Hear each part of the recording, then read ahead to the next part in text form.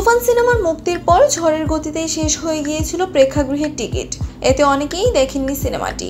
তবে এবার কোনো টিকিট ছাড়াই দেখা যাবে তুফান সিনেমা। কিছুটা অবাক করলেও এটাই সত্যি। পবিত্র ঈদ উল ফিতরে দীপ্ত টেলিভিশনের তুফান ও ওমর সিনেমার ওয়ার্ল্ড টিভি প্রিমিয়ার হতে যাচ্ছে।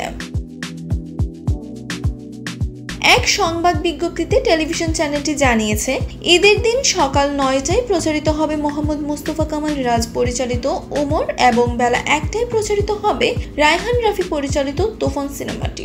দুটি সিনেমাই গত বছর প্রেক্ষাগৃহে মুক্তি পেয়েছে। গত ১১ই এপ্রিল মুক্তি পায় ওমর। এতে শরীফুল রাজ, নাসির উদ্দিন খান, দর্শনা বণিক সহ আরো অনেকেই অভিনয় করেছেন। ছবিটি প্রযোজনা করেছেন মাস্টার কমিউনিকেশন। অপরদিকে ১৭ জন মুক্তি পায় তুফান সিনেমা। এতে ৯০ দশকের এক গ্যাংস্টারের ভূমিকায় অভিনয় করেন শাকিব খান। আরও অভিনয় করেছেন মিমি চক্রবর্তী, চঞ্চল চৌধুরী, মাসুমা রহমান নাবিলা, মিশা সওদাগর।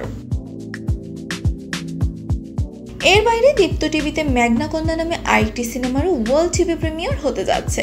ঈদের প্রথম দিন সকাল ৯টায় সিনেমাটি প্রচারিত হবে। এটি পরিচালনা করেছেন ফুয়াদ চৌধুরী। এতে ফজলুর রহমান বাবু, শতাব্দী ওয়াদুদ, শ্যামন্তী দাস সৌমি, সাজ্জাদ হোসেন, কাজী নৌশাবা আহমেদ সহ আরও অনেকেই অভিনয় করেছেন। আশা করা যায় এই ঈদের সিনেমার আয়োজন দর্শকদের বিনোদনের বিশেষ আনন্দ এনে দেবে।